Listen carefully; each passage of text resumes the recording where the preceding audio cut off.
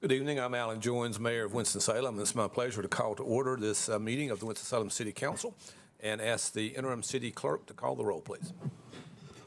Councilmember Larson. Present. Councilmember Clark. Here. Councilmember Mundy. Present. Councilmember Scipio. Present. Mayor Pro Tem Adams. Here.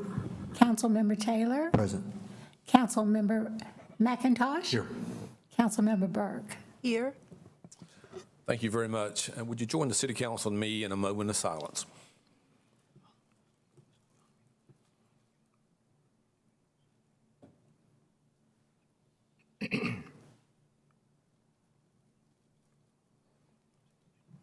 Thank you very much. And would you join the City Council and me in the Pledge of Allegiance?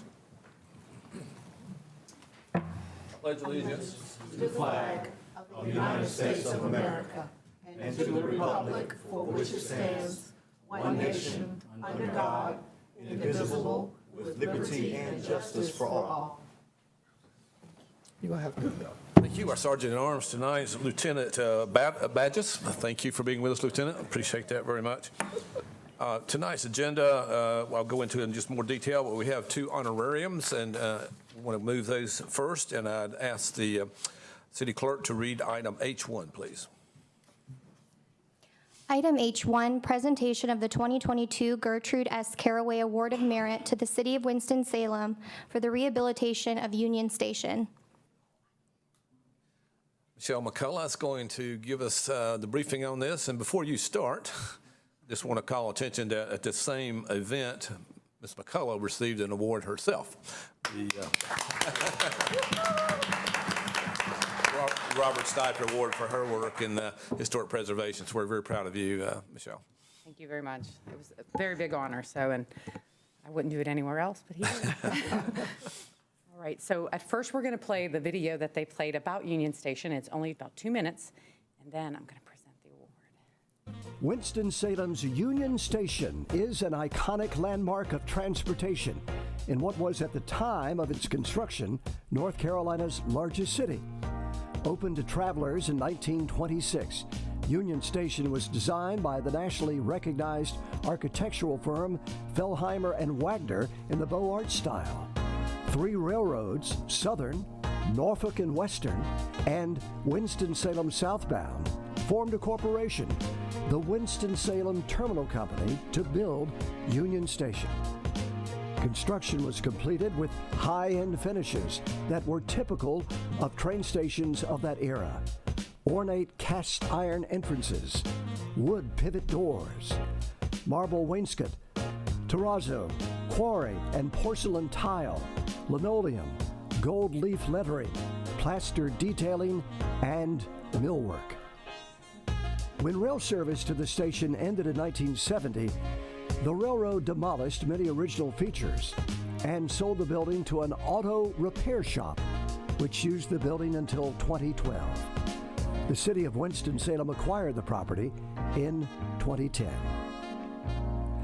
In January of 2017, work began to rehabilitate the structure into a multimodal transportation center with offices and educational facilities. Over the next 24 months, the building was carefully restored to its original glory. The exterior and main level interior work was a true restoration, even preserving the contrasting finishes of the segregated waiting rooms. The track level was rehabilitated for offices, conference rooms, and high-tech spaces. The creative mixed-use project will house the city's traffic signal operations on the track level. The middle floor will house faculty and staff from nearby Winston-Salem State University. And the main level will include event and museum space. Preservation North Carolina commends the city of Winston-Salem for its outstanding work on historic Union Station, a project that will surely touch the community for generations to come. Congratulations on winning a 2022 Gertrude S. Caraway Award of Merit. Bravo. So here's the official award. I'm going to ask Councilmember Scipio, who's in whose ward this is located, to accept on behalf of the City Council and myself.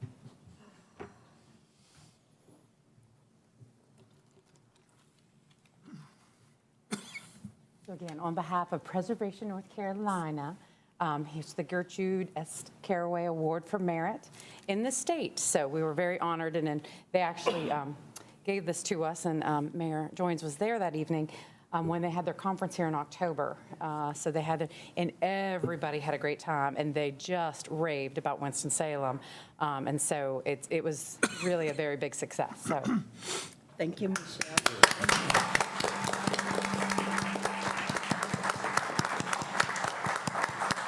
Mayor Joines, if I may. Please. Just two other things. Oddfellow Cemetery also won an award that evening. That's right. They won the Minette C. Duffy Landscape Preservation Award.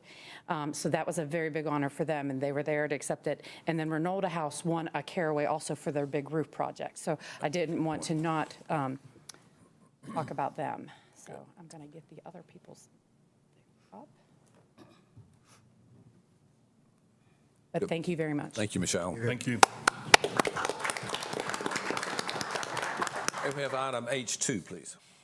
Item H2, recognition of the Winston-Salem Youth Advisory Council members for their attendance and active participation in the 2022 National League of Cities Summit in Kansas City. I'm told I'll just call on the Youth Advisory Council to do their thing. So, folks, come on up.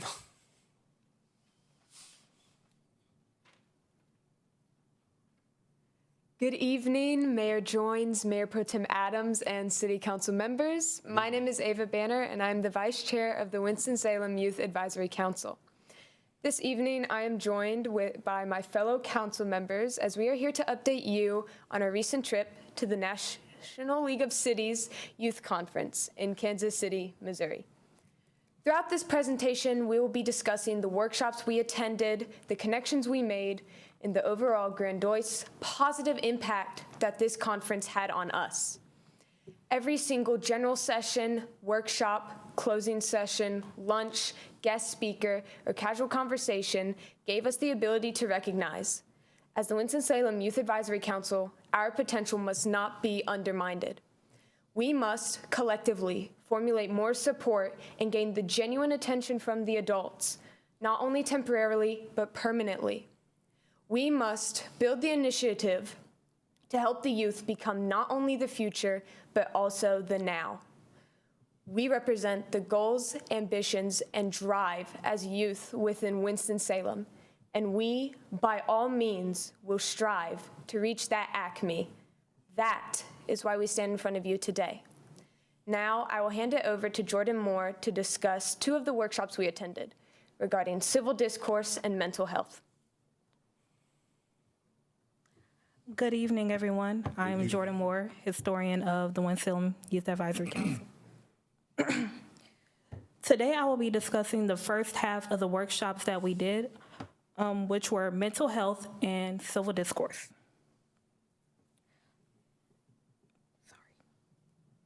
Starting with the mental health workshop, as members of the Youth Advisory Council, we can get a little busy, resulting in the neglect of our mental health. In this workshop, we were presented with methods to maintain a strong mental health and how we can apply what we learned to our service, to be of service to our communities.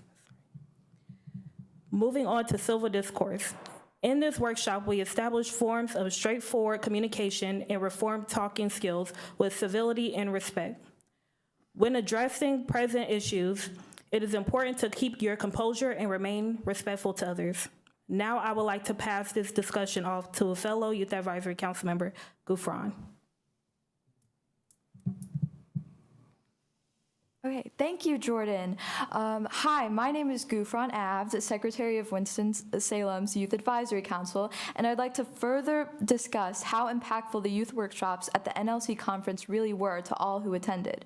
To begin, within our first workshop on youth engagement, we learned a myriad of methods of workings that we can use to encourage youth involvement in our community from both youth councils across the nation and our workshop speakers. We can now use these workings in tackling how we can best support Winston-Salem's youth in sectors that especially need support. Featuring introspective influence that we otherwise would not have the opportunity to obtain, I think I speak for all 8 of us when I say that not only are we now more capable of heartening and enriching the youth of Winston-Salem, but we are also much more refined in carrying out our ideas and plans and really ensuring that a difference is made within the youth of our community. Our last workshop involved an activity in social entrepreneurship in which we, as randomized groups, identified a problem in a random area in the United States and had to create a fully fledged nonprofit organization in order to relieve the issue. This included establishing a source of funding, setting up an efficient and safe way to carry out ongoing relief within 15 minutes, and presenting our organization within 60 seconds. This workshop encouraged our acute thinking abilities, upskilled our business abilities, and really widened our capability to respond to issues involving youth within our own community.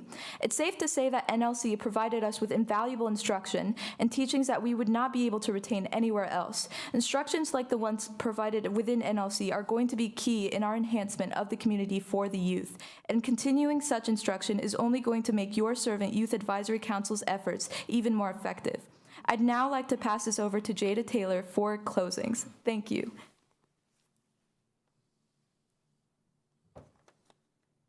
Greetings, Mayor, Mayor Pro Temp, and City Council.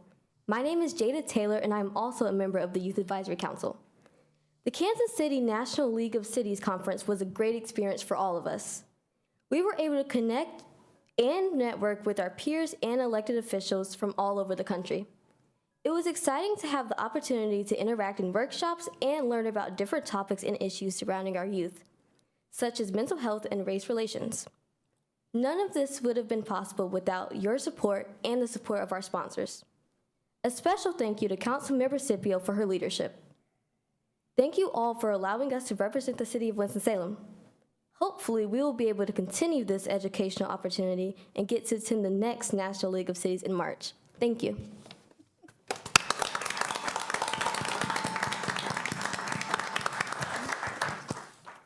Good evening. Good evening. My name is Jacob Taylor, and I would like to give a special recognition to the following sponsors who helped support our National League of City trip.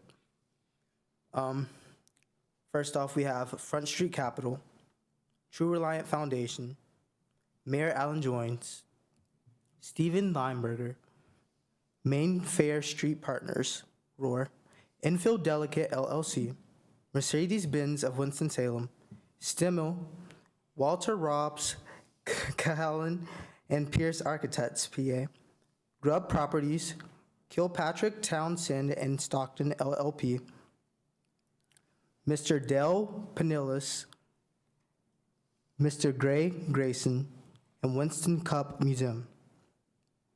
Thank you.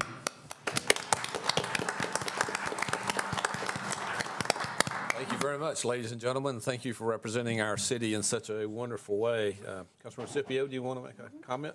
Yes, I do. I can tell you that it was so rewarding to actually have these 8 young people at the national conference. And I just want to give a shout out again to our wonderful sponsors who stepped up and just responded to the request to sponsor our kids. Our community, the heart of our community are our people. Our sponsors showed us that they can see the future, and investing in our youth is a beginning of doing that. I did not know that our young people would get so much out of that conference. I just knew that being there would be beneficial for them. So I just want to thank all of our sponsors again for seeing the future of having really good young people. And as you heard them speak, you can see how remarkable they are and how talented they are. If you had seen them in Kansas City interacting with leaders and other youth across the country, you would have been so proud of them. And I also want to recognize our wonderful chaperones who went with us.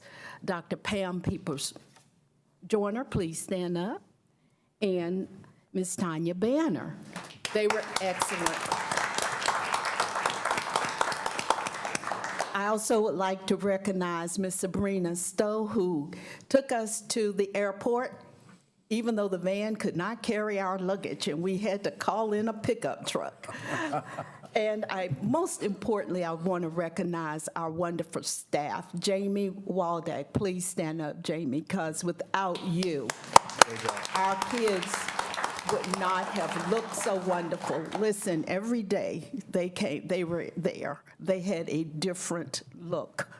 They traveled with wonderful hoodies that said Yak. They had those beautiful blue polos on. One day they had sweaters, cardigans, and we had T-shirts. Listen, when Winston-Salem went, we showed up and we looked great. So thank you, Jamie, for your efforts. And I'm always making a shameless announcement. Our youth would like to go to Washington, D.C. in March. So I would look for anyone who would love to sponsor our youth in our D.C. trip. Several of them are actually on the planning committee for the youth program in Washington, D.C. This is just how outstanding they are. So we'll be looking for support for our youth. And thank you, youth, for being so wonderful. You represent it well. Thank you, Councilmember Scipio, and I think we need to thank you for raising all that money and making it happen. I think you've got some of the sponsors here on the front row there, so we obviously thank everyone for your helping to make this happen. So, folks, thank you for being here. Tonight's agenda of the City Council is comprised of the following items. We have 2 zoning petitions. There's an item related to the designation of certain property as a local historic landmark. We have 2 items related to economic development assistance, an item related to the Unified Development Ordinance, an item related to the purchase of real property. There are several items related to boards and commissions, as well as a need for a closed session. Council members, we have received a request, and without objection, this has to do with item Z1. Without objection, we will refer that item to Mayor Pro Tem Adams' committee, Community Development, Housing, and General Government for their review at their December 13th meeting. Is that acceptable? Any objection to that? All right, we'll send that back. Thank you, Mayor Pro Tem, for taking that.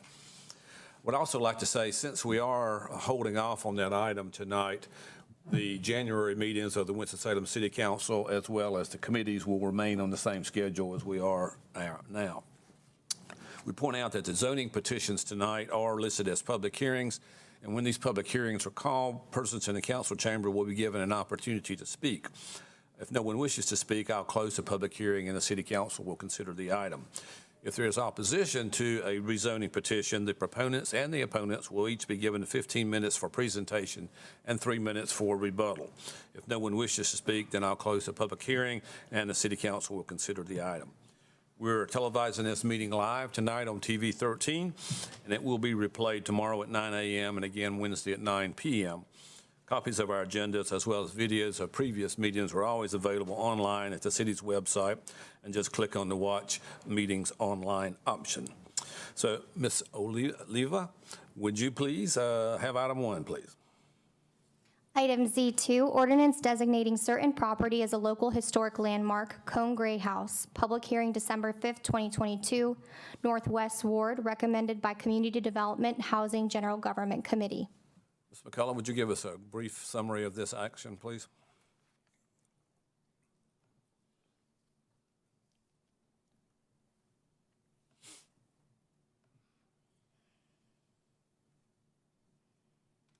Mayor Joins, Mayor Pro Tem Adams, council members, thank you.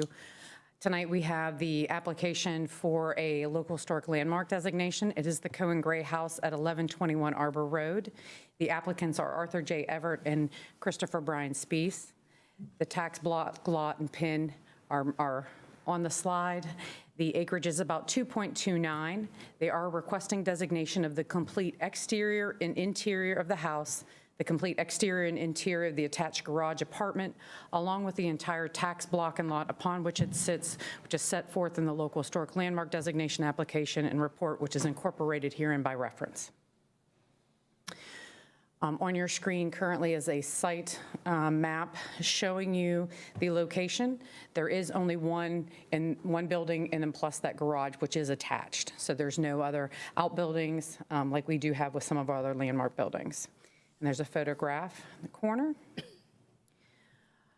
Just to go over it briefly, our landmark designations, we do not go out and ask people to apply. People come to us with their applications. The applications are looked at for 2 criteria, which is special local significance and integrity of the building and the site. It is required by state statute that we send these applications to the State Historic Preservation Office for comment. They have 30 days to get that back to us.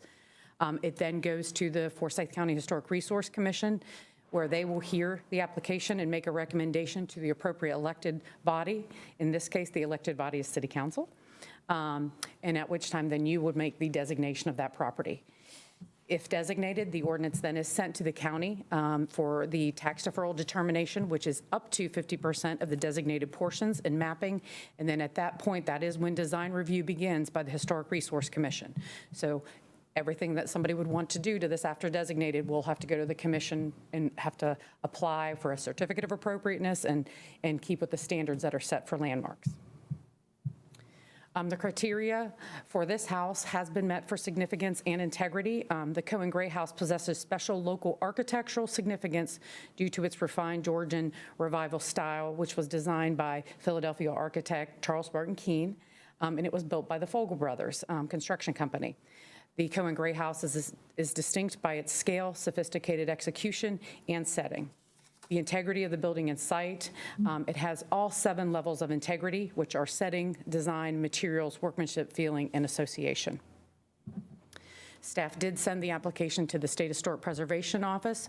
We received a letter on September 9th that the house possesses local architectural significance and satisfies the requirements outlined in the State Historic Preservation Office's guidelines.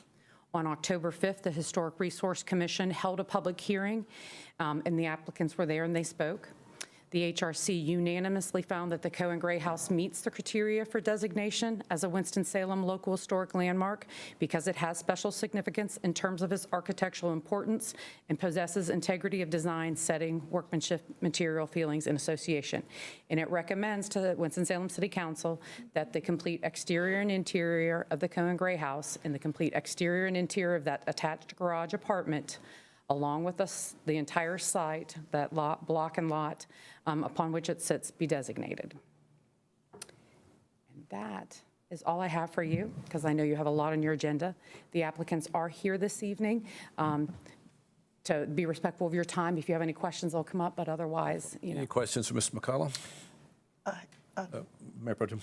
Ms. McCullough, just for the listening audience and the people in the building, can you just give us a brief comment of how the 50% tax happens for the property? So it's a tax deferral on their property tax. Who made that rule? I mean, the public needs to hear from you. I got you. So that was set up in the state enabling legislation for historic properties, historic commissions. So this is one of those programs. This wasn't locally designated or locally created by city council or county commission. This is coming to us. We're allowed to have this program because the state has enabled us to do so. Because we're a certified local government community and we have a historic resource commission and we have staff and all those interesting things, we can have this. But this program was created at the state level. Thank you. Is that? Any other questions? None. I recognize Mayor Pro Tem Adams, coming of your committee. Oh, I'm sorry. One quick question. Is this designation ad infinitum? Does it succeed new owners once it's Correct. designated? This designation stands in perpetuity with the property, no matter who owns it. It would have to be delisted if they do not want, you know, that nomination, but they would have to prove that it's no longer significant. Okay, thank you. Mayor Pro Tem. Don't forget the public hearing. Yes. Sorry? Public hearing. We do have a public hearing, that's correct. Does anyone want to be heard on this particular item? I know the proponents are here if they want to. We greatly appreciate your participating in the program.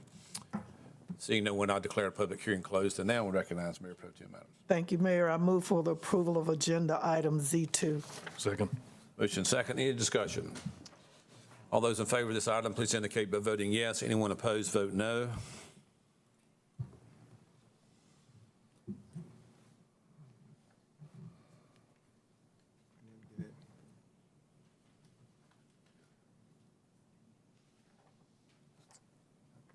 yours didn't come Everybody voted. up. Mr. Larson's didn't come up. It's a long way to outer space.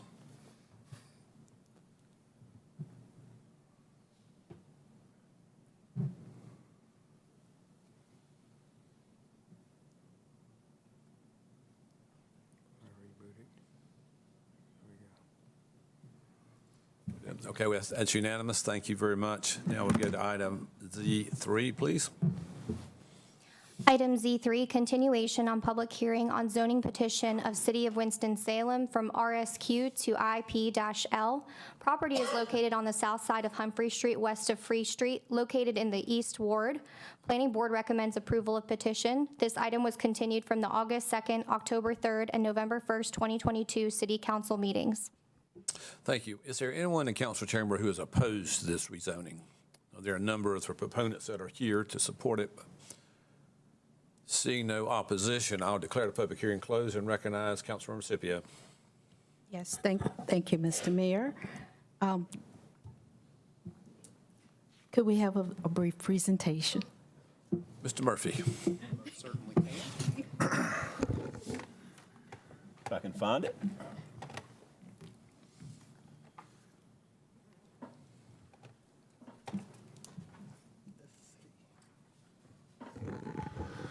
Good evening, Mayor, Mayor Pro Tem, members of City Council. It's good to see you.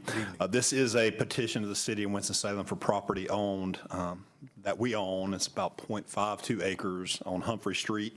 And this is a special use limited rezoning from RSQ to IPL.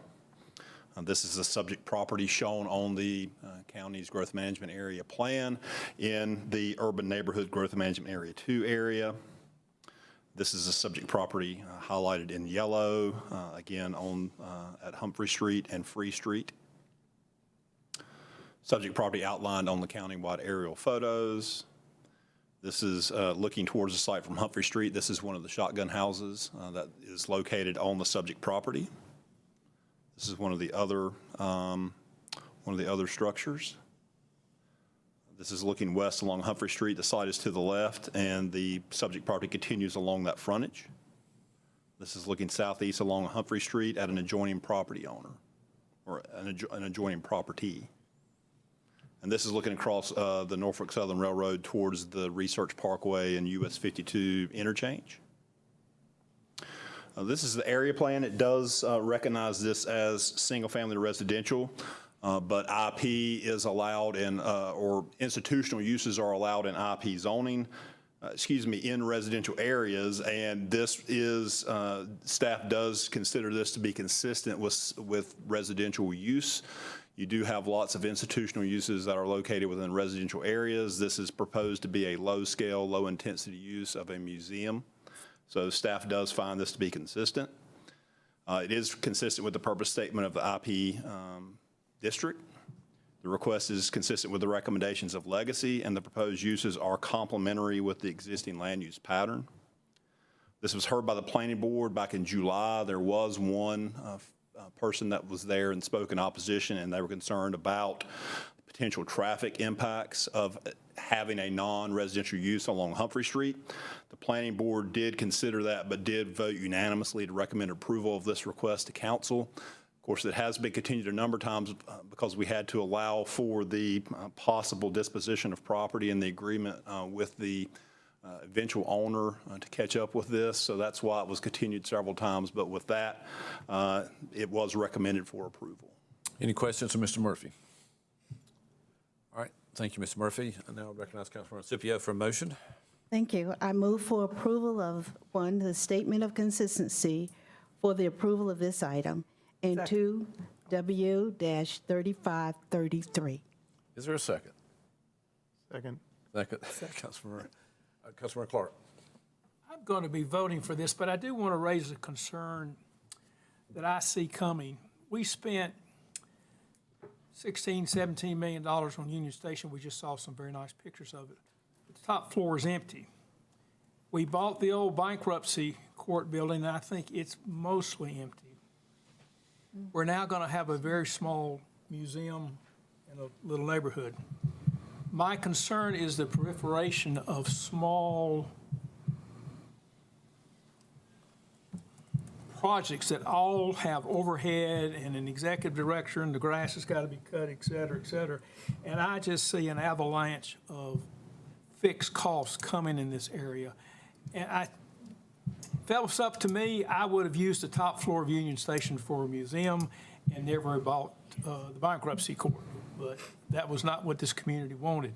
But I do think we as a community have to think through how many different little projects can we afford to put together. And I just raise that as a concern now. Thank you, Councilmember Clark.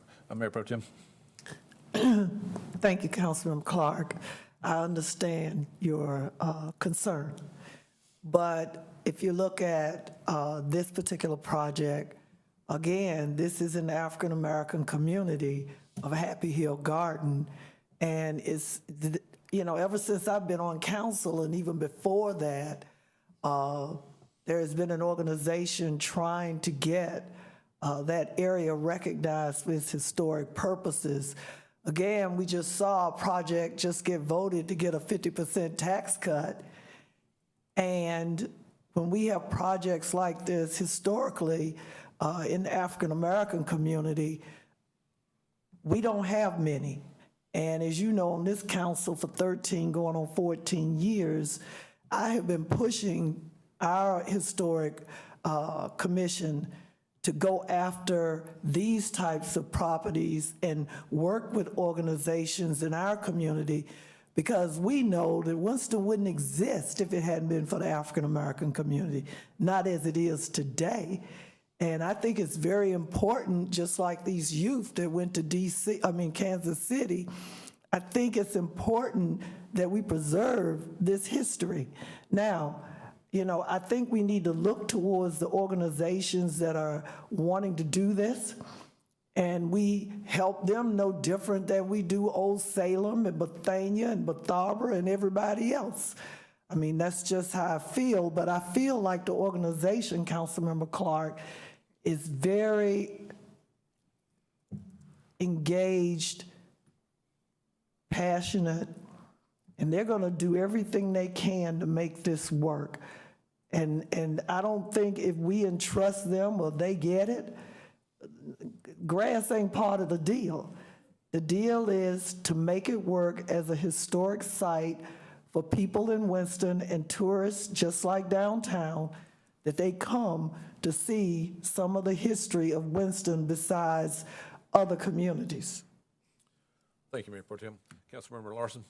Yeah, what we're doing tonight is really opening the door for the private sector to take on a historic building that has been much neglected. I mean, I've watched this particular shotgun house for almost a couple decades now, and the question is it going to survive or isn't it not? And the opportunity now is arriving to come up with a plan to actually save it, which is a rare architectural form in Winston-Salem of a particular architectural style that we don't see much of anymore. So I think it's important to know that the money for this is going to come from the private sector. This is not a city museum that we're creating here. It's an opportunity for somebody to take it on and preserve this structure. Thank you, Councilmember. We have a motion and a second. All those in favor of the motion, please indicate by voting yes. Anyone opposed, vote no. And that is unanimous. Thank you, Councilmember Scipio. Item Z4. Item Z4, continuation on public hearing on resolution approving economic development assistance for Project 11 pursuant to North Carolina General Statute 158-7.1. Recommended by Finance Committee. This item was continued from the November 14th, 2022 City Council meeting. Thank you. And I'll ask our Director of Economic Development, Mr. Millett, to give us a brief summary of what we're doing here tonight. Mr. Millett. Certainly. Good evening, Mayor Joines, Mayor Pro Tem Adams, and members of council. Good evening. Good evening. To this point, we have only referred to this as Project 11. Tonight, we're going to begin calling them Nelly Pack Healthcare Packaging. They are a manufacturer of custom-designed thermoformed packaging, primarily serving the pharmaceutical and medical industries. They're headquartered in Rhode Island and currently operate 10 facilities worldwide, including 3 in the United States. The company employs 1,400 people worldwide and is seeking to locate a new facility, its 11th, for the production and distribution for its products throughout North America. An existing 110,000 square foot building at Union Cross is one of several locations being considered, including other sites in North Carolina and South Carolina. Nellie Pack is seeking financial assistance to reduce the capital costs associated with the new facility, which would create 79 new jobs over the first 5 years at an average salary of $52,000. A representative sample of positions includes printer operators, maintenance technicians, quality technicians, warehouse material handlers, and process engineers. Taxable capital investment is expected to total $20.1 million over 5 years. The attached resolution authorizes the city to provide up to $295,907 in performance-based economic development assistance. This is equal to approximately 50% of the net new property taxes expected to be generated over the first 7 years. This assistance is consistent with the city's public policy justification to stimulate the local economy through the creation of new jobs and investment. In addition to city assistance, the company has been approved for assistance from Forsyth County, and the state is considering incentives as well. We have representatives from Greater Winston-Salem, Inc. here to speak in support of the project. We also have a company representative as well. Thank you, Mr. Millett, and I think it's important to note that these are, as you pointed out, we're giving back about half the taxes they pay. We're not taking it from some other part of our budget, so it's paid for performance, basically. This is a public hearing. Is there anyone in the council chamber who wishes to be heard on this proposed economic development assistance? Mr. Lee is here. Would you come forward?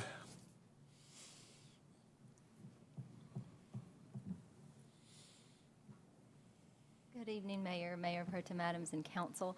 Laura Lee, 411 West 4th Street, Winston-Salem 27101. So Greater Winston-Salem, Inc. is really excited to support this project and for the quality jobs and new tax base it'll generate for our community. Our location was selected as their top from a nationwide search. So we're thrilled to see that, and also to understand that they fit so well within our community because they work in healthcare and life sciences, and specifically advanced manufacturing. We know this location will be a flagship for the company, and they'll host a lot of suppliers and others in this location in Winston, which is great publicity for us, and we appreciate City Council's support of this project. Thank you, Mr. Lee. Would anyone else like to be heard on this item? All right, seeing no one, I'll declare the public hearing closed. Councilmember Clark, this did come out of finance with unanimous recommendation. Thank you, Mayor. I move for approval of agenda item Z4. Second.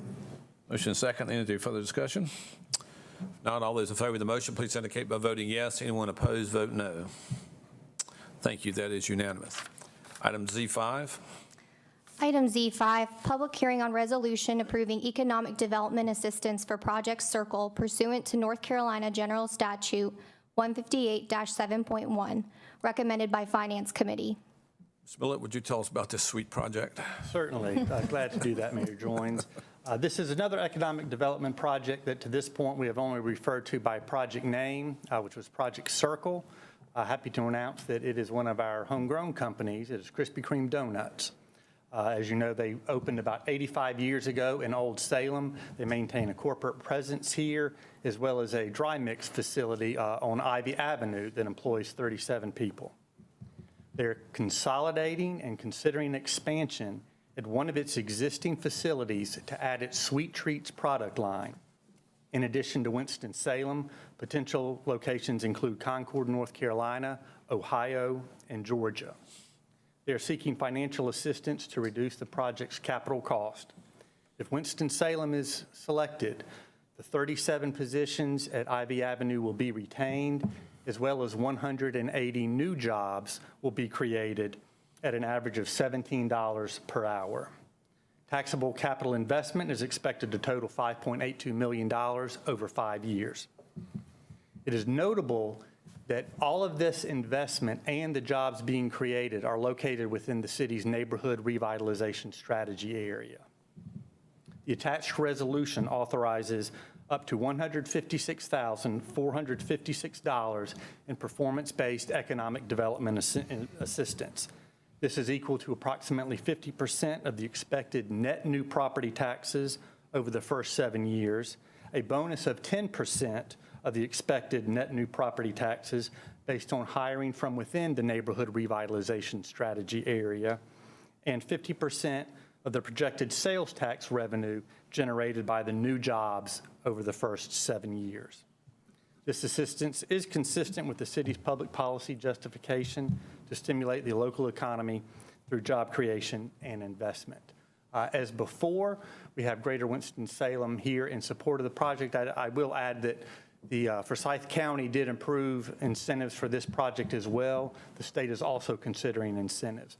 But Greater Winston-Salem, unless they have left in the last 3 minutes, I believe they are still here in support of this project. Thank you, Mr. Millett. Any questions for Mr. Millett? Thank you. This is a public hearing, and I see Mr. Owens has risen to speak to the item. Good evening, Mayor, Mayor Pro Tem, members of council. It's exciting to stand in front of you this evening with Krispy Kreme donuts and our Project Sweet Treat. As Ken mentioned, he's done an amazing job. I also like to just recognize Ellis Kiefer and Laura Lee from our team here as well. As you heard, this is a company that is homegrown here in Winston-Salem in a community that we want to continue to invest in, and 180 jobs new, but also retaining the 37. I just want to highlight that if we were to lose this project, that Ivy Avenue plant would close as well, as what we're being told. So really excited about this opportunity to invest in Ivy Avenue into our community at large and to have even more of a sweet business growth here in the city of Winston-Salem. We appreciate your consideration and hope you'll support. Thank you. Thank you, Mr. Owens.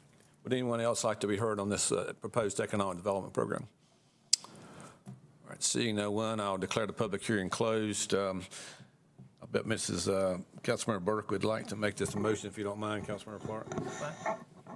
Yes, may I speak before the motion? Yes. I am just happy that this sweet deal will be in the Choice Neighborhood Revitalization location, the Northeast Ward. We welcome this opportunity for the expansion of this business, Krispy Kreme. We're all familiar with it, and we're so proud that it is a homegrown business. So I am pleased to be able to say I move for approval of item Z5. Thank you. Second. Motion and second. Any further discussion? I will. Oh, well, Councilmember, excuse me, Mayor Pro Tem Adams. Krispy Kreme used to be in the North Ward. When my parents bought their first home on Okalana, right near Patterson and the food fair, and my uncle, my daddy's brother, came from South Carolina and he worked there. And at that time, they made the donuts. I mean, they cooked fried donuts all day, all night. He worked a night shift. And every morning before we went to school, he'd bring home 2 brown grocery bags of dried donuts. There wouldn't be the ones with the cream on them. They would be the heavier donuts, I guess quality issues like the oatmeal and raw cake cookies. But if you lived in the neighborhood, I know everybody remembers how we smelled tobacco in East Winston and downtown.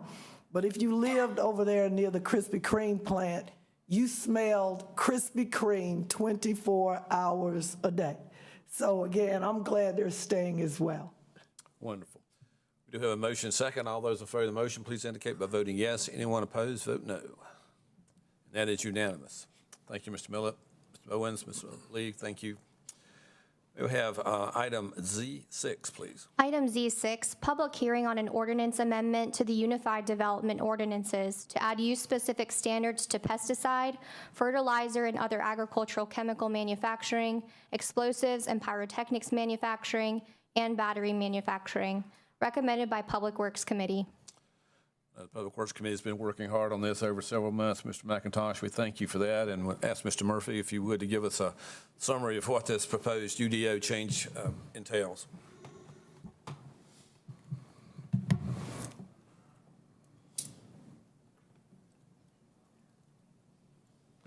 Good evening again. Yes, this is a text amendment that was prepared in response to the Public Works Committee requesting concern related to the Winston Weaver fire, aimed at achieving greater land use protections for potentially harmful industrial uses.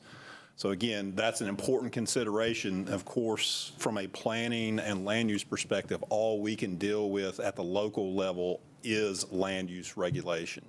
What this isn't is, it is not anything, and at the local level, we cannot control anything related to building code, fire code, chemical storage, quantities. All of those things are handled at either the OSHA level, handled at the building code, fire code regulation. So I just want to make that clear that this is just one tool in the toolbox, but it's a tool that we do control locally. So with that, the parameters of the proposed text amendment that's before you tonight have previously been discussed and vetted by the Public Works Committee, which did act as the Winston Weaver Task Force. The Winston Weaver plant fire, of course, was in early 2022 and it led staff to assess the city's current land use regulations for such facilities. Staff did research how other North Carolina peer communities address fertilizer plants through zoning restrictions and other requirements. And those peer cities include Charlotte, Durham, Fayetteville, Greensboro, and Raleigh. Fertilizer, in kind of summary of those, and I do have the table here, fertilizer plants only allowed in the community's heaviest industrial zoning districts. That was a consistent theme. Classified as some form of chemical or high-impact hazardous manufacturing. Additional use restrictions of note from those from that peer city review. Some do require special use permit approval. There were a lot of regulations that had enhanced setbacks from residential districts. Perimeter security, walls, and fences were a common theme. Hazardous material management plan, as well as restrictions on locations or sometimes outright prohibitions of such facilities within water supply watersheds. This is that table. I'm not going to go into it in any great depth. It was with your materials, but that is kind of the matrix of some of those regulations. Under the current UDO regulations, fertilizer plants are classified as chemical manufacturing based on the NAICS system, National American Industrial Classification System. Chemical and battery manufacturing are 2 of 13 uses classified that have to be classified as manufacturing C. And of course, manufacturing C is only allowed in the most intense general industrial zoning district. Any use involving manufacturing of hazardous material is prohibited currently within 1 mile of Salem Lake by the watershed protection regulations. So again, we already do have some provisions in our ordinance that kind of address some of these things. But looking at what our peer communities had, kind of discussing it with our building code folks, fire code folks, looking at what we could and couldn't do, having discussions with the Public Works Committee and later the Planning Board, we did come up with some regulations, some suggested changes. Those include applying the following to a subset of manufacturing C. Chemical manufacturing uses that may involve ammonium nitrate, such as pesticide, fertilizer, and agricultural manufacturing, and explosives and pyrotechnic manufacturing. That's one subset. And the other would be manufacturing, battery manufacturing that may involve lithium, which would include primary battery manufacturing and storage of battery manufacturing. Proposed use-specific standards only apply to new manufacturing uses in the aforementioned sub-use categories permitted after the effective date of this ordinance. These changes would be permitted only in the general industrial district through approval of a special use district rezoning request that would go through the elected body with an accompanying site plan and public hearings before both the Planning Board and City Council. Having a hazardous materials management plan would have to be submitted at the time of permitting. Again, prohibiting these uses within the designated public surface water supply watershed such as Salem Lake. The minimum site size of 25 acres, and that 25 acres was determined based on the next set of criteria, which would be a minimum 400-foot perimeter setback for the operations of these uses. So you would have to have 400 feet from your side property lines, your rear property line, and your front lines. And then by the time you do that and have an area to actually do the manufacturing, you're going to need 20 to 25 acres. I will say that we do have ample properties zone GI within the city that would accommodate this, and other properties within our area plans recommended for industrial that also could accommodate these uses. The building and plant processing area has to be set back 400 feet. The parking areas can be within 100 feet of the property lines. That's contrasted today with a 40-foot setback. So this is 10 times greater setback from the processing and manufacturing area under the proposed regulations than what we have under the existing regulations. I did mention one of the things that our peer communities had was a minimum 6-foot high security fence or wall that would surround the facility from exterior property lines to cut down on intrusion within those areas and hopefully safeguard and make them more secure. As far as landscaping, standard landscaping provisions would apply. All street yard landscaping areas would have to be located out on the outside of the perimeter, the outward facing areas of those security fencing or walls to kind of soften those edges. A public hearing was held by the Planning Board on October 13th. There were no speakers in support or opposition. Following the public hearing, the Planning Board voted to recommend approval of the request by a 6-2 vote. You had one person who thought the regulations didn't go far enough, and you had one person that thought the regulations went too far. The other 6 did vote to recommend approval to the full council. This did go to Public Works at their November 8th meeting, and it was unanimously recommended for approval. And with that, I'll be glad to answer any questions. Thank you, Mr. Murphy. Any questions of Mr. Murphy? Councilman Clark? How large is the Weaver footprint? It is slightly under 10 acres. Thank you. Thank you. All right, this is a public hearing. Is there anyone? Oh, I'm sorry, Councilman Scipio. Thank you. Question? Thank you.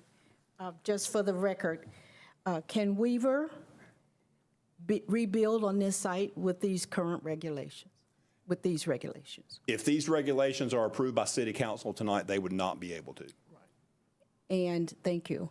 And are there any current manufacturing facilities in our city that are not in compliance with these proposed regulations and therefore they might be grandfathered?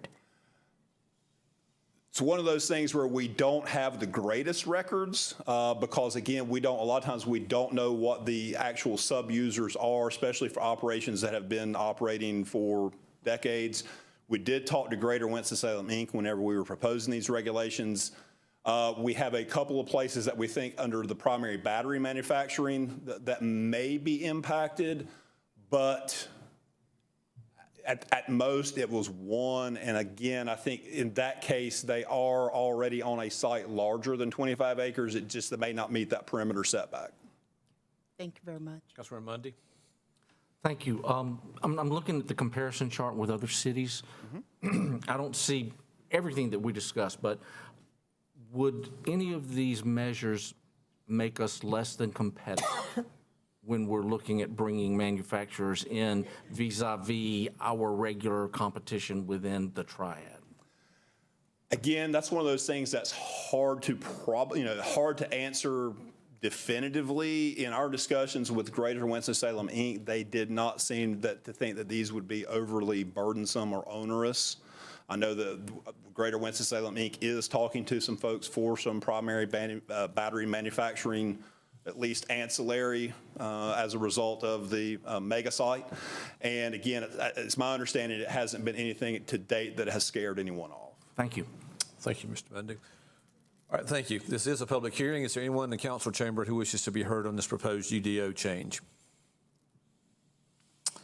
Seeing no one, I'll declare the public hearing closed, and this did come out of Public Works. I'd recognize Councilmember McIntosh. Thank you, Mayor. I'd like to make a motion and have a comment. Yes. I move for approval of 1, the statement of consistency for approval of this item, and 2, UDO CC 17. Second. Motion second. Go ahead, Mr. McIntosh. So first of all, I want to thank staff for a very excellent and thorough job of bringing this to the Public Works Committee. There was an exhaustive list of questions and concerns that had come up both through the Planning Board and also in our committee. And I really want to thank staff for taking those on and really being very clear about the answers to them and letting us know on the Public Works Committee what we could and what we couldn't do as far as a local government. And it was frustrating, I think, to all of us to know that there were a lot of things we just could not do because the state or the federal government would not allow us to do that. As far as one of the things I think that was most concerning or of great concern to the committee was if a manufacturer sets up an operation, what happens when you get infill from the residential side, which is what happened at Weaver. Weaver was built way out in the country, and then housing was built near it. The difference is that we are now in a very different environment in terms of public input. So before somebody would be able to rezone a property to residential to locate near, let's say, a new fertilizer plant, the public would get to speak to that on two levels, both at the planning board and then at full council. So I feel like we're in a better position to educate the citizenry and also allow them to input and let their concerns be known.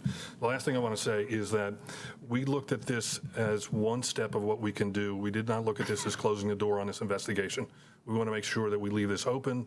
This is a tool that we can implement now, but down the road, should there be other things that we can do to protect our citizens even more, we are very much open to that and welcome those suggestions from the public and from staff. So again, excellent job by staff on this. I really appreciate it. Thank you, Mr. McIntosh, and thank you for your leadership on that committee. Any further discussion? Not all those in favor of the motion, please indicate by voting yes. Anyone opposed, vote no. And that is unanimous. Thank you very much. Item Z7.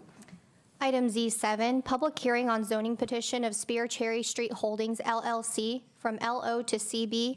Property is located at the south side of West 1st Street between South Marshall Street and South Cherry Street, located in the Northwest Ward. Planning Board recommends approval of petition. Thank you. This is a public hearing. Is there anyone in the council chamber who is opposed to this rezoning?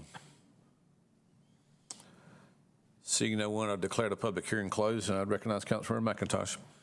I move for approval of one, a statement of consistency for the approval of this item, and two, W3549.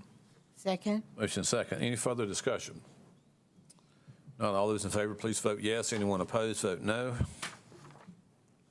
The motion is unanimous. Thank you, Councilmember McIntosh. Item Z8.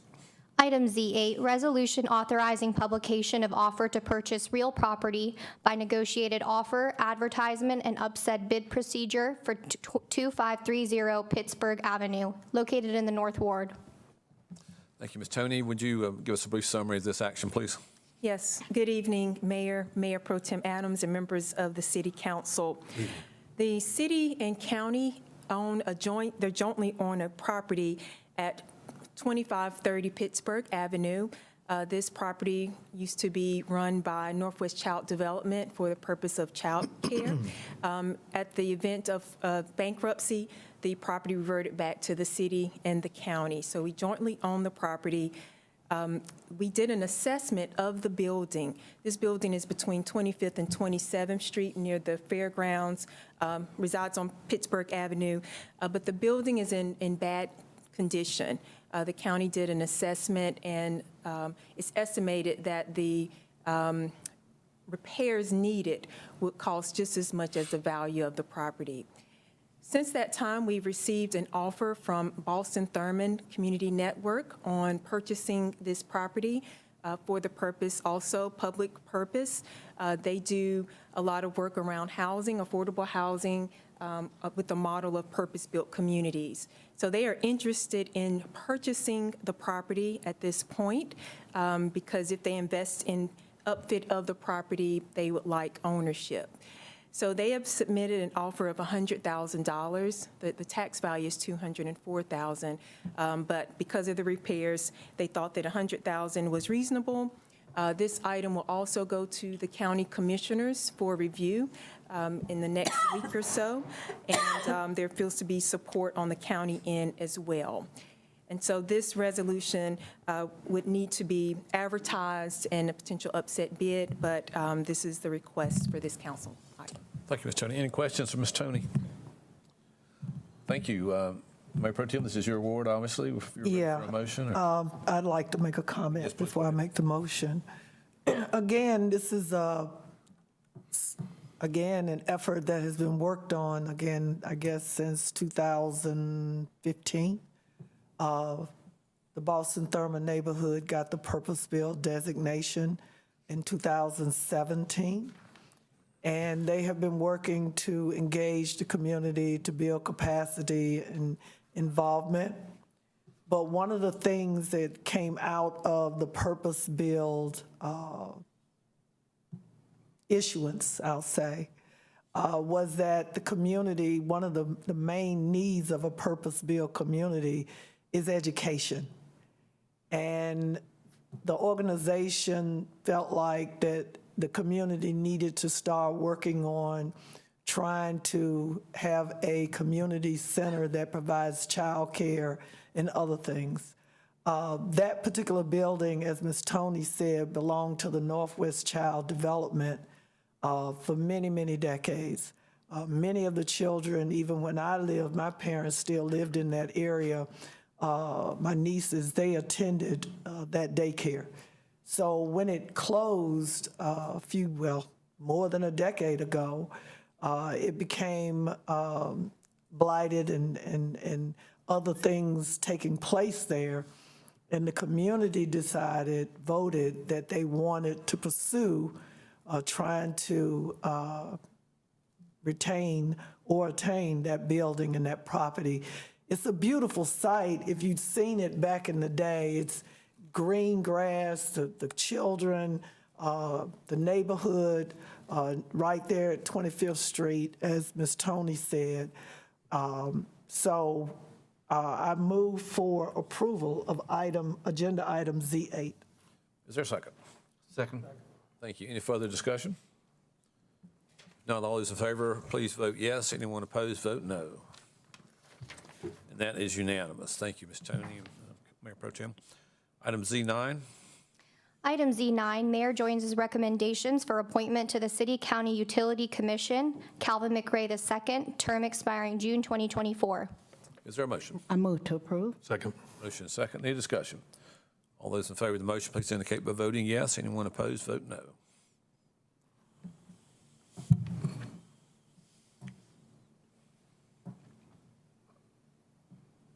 We are missing one council member.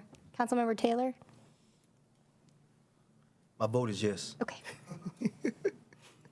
Raise your hand. There it is. Councilmember Taylor's a little slow tonight, his machine, when I said this. Thank you, that's unanimous. Item Z10. Item Z10, Mayor Joins's recommendations for reappointment to the Citizens Budget Advisory Council. Shayla Garcia, term expiring July 2025. Jamesina Woodyard and Dr. Haysetta Schuler, both terms expiring December 2025. Move for approval. Thank you. Second. Second. Motion second. Discussion. All those in favor, please indicate by voting yes. Anyone opposed, vote no.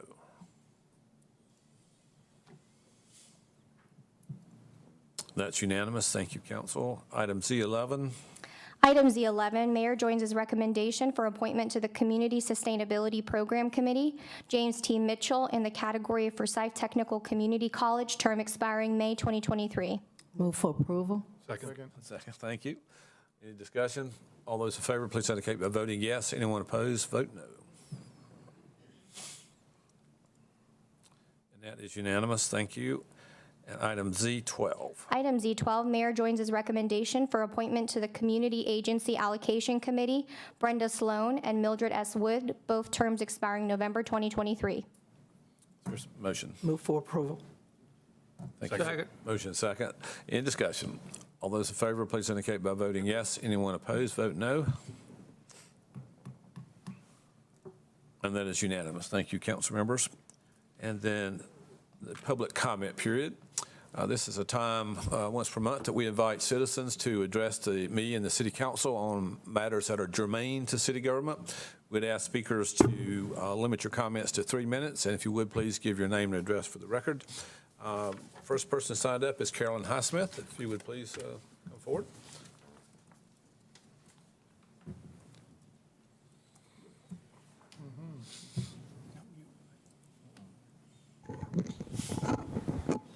Good evening. I'm Carolyn Highsmith. I live at 3335 Anderson Drive, 27127, and I am representing the Coalition of Accountability and Transparency of Winston-Salem, a coalition of community advocates and activists working to ensure that there will be accountability and transparency in our local community and governmental agencies, including our city government. Tonight, the Coalition of Accountability and Transparency is formally requesting that the City of Winston-Salem provide more public accessibility to the selection process of the new police chief.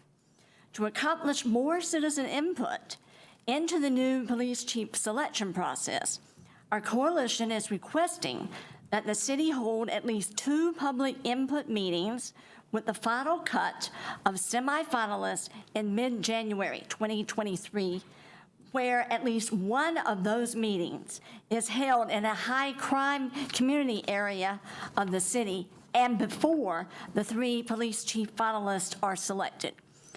Then, once the 3 finalists are selected, our coalition is requesting a final public input session with these 3 finalists as well.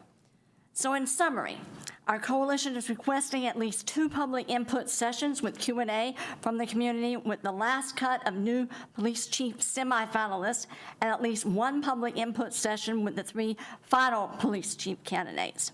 However, our preference would be to have the semifinalists in public input sessions at a variety of wards before the 3 finalists are named.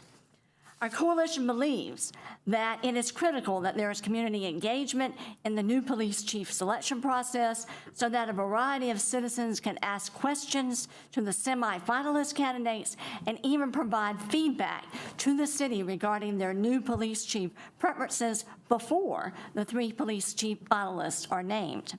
Our coalition has also received recent feedback from citizens affected by the surge in gun violence and the lack of mental health crisis interventions who are crying out for more community policement, engagement, and police ethics, plus accountability and transparency from the Winston-Salem Police Department and the selection of its new police chief. Thank you. Eunice Campbell.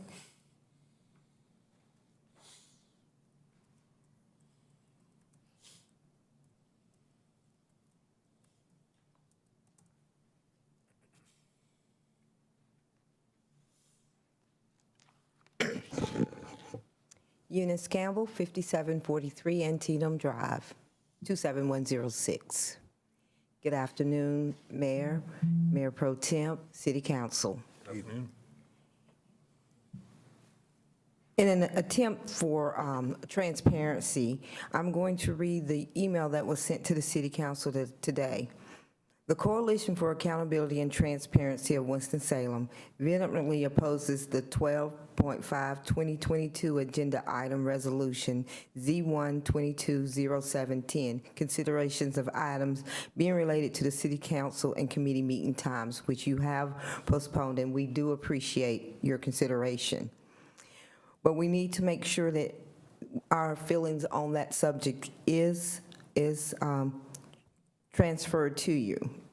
Such a major amendment to the city ordinance should require a review by the City Council Community Development Housing General Committee and a public hearing that is announced in a timely manner before such an agenda item is brought before the City Council and for a vote. Of critical importance is that the start time of 7 p.m. for the City Council meeting have been in place for more than 20 years and it's resulted in major citizen participation, even going into overflow room on issues that have affected citizens throughout this city. There is no reason to change this effective time of 7 p.m. for City Council meetings to 6 p.m. Plus, it's difficult enough as city residents to attend City Council meetings at the 4:30 and 6. It would be difficult for citizens to make that change. Whenever I saw Commissioner Fleming Elamine in the audience earlier today, and he always say, you need to come to this county commissioner meeting. More people need to come. And my response to him is, you need to change the meetings from 2 o'clock in the day. And that's exactly what you all want to do, change meetings to 2 o'clock in the day. When people can't do it, just can't do it, there has to be some other type of way of addressing it. Using workforce retention and recruitment as an excuse for changing these times is not acceptable when city employees who participate as part of their job description in City of Winston-Salem public meetings. When you have a city manager that has a 371% higher median income salary than the average city of Winston-Salem worker, it's kind of hard for us to feel sorry that he has to work 2 or 3 afternoons throughout the month. So What we would like is to keep the 7 o'clock meetings and keep the 4:30 and 6 o'clock meetings and do not change them. I've never heard of anybody changing their job time Thank you, without Ms. Campbell. talking to their bosses first. Thank you, Ms. Campbell. Is there anyone else like to be heard during the public comment period? Seeing no one, I'll close the public comment period. Council members, we do have a need to go into closed session, and I recognize Councilmember Burke for a motion, please. Thank you, Mayor. I move that the Winston-Salem City Council go into closed session pursuant to NCGS 143-318, A5, to provide instructions to staff regarding the acquisition of properties bounded by Cleveland Avenue, 14th and 25th Streets for affordable housing and mixed-use development for the overall revitalization of the Northeast Ward. Is there a second? Second. Thank you. Motion second to go in closed session. All those in favor of that motion, please indicate by saying aye. Aye. Anyone opposed? We'll go into closed session. Ladies and gentlemen, we'd ask that you excuse us, please, as we go into a closed session.